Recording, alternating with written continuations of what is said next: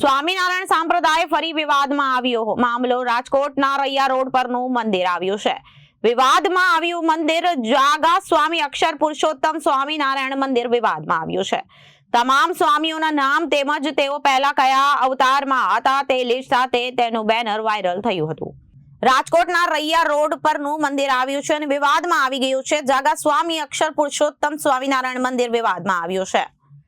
આ તમામ સ્વામીઓના નામ તેમજ તેઓ પહેલા કયા અવતારમાં રહેતા હતા અને લિસ્ટ સાથે તેનું બેનર થયું વાયરલ હતું. રૈયા રોડ પર આવેલ સ્વામિનારાયણ મંદિરમાં શ્રીજી મહારાજના તમામ શિષ્યોના દર્શાવ્યા ભગવાનના વિવિધ અવતારોમાં સ્વામીઓ પૂર્વજન્મમાં ભગવાન શંકર, શ્રી કૃષ્ણ ભગવાન, હનુમાનજી, લક્ષ્મીજી સહિત દેવી દેવતાઓના અવતારોમાં હોવાનો ઉલ્લેખ કરાયો હતો.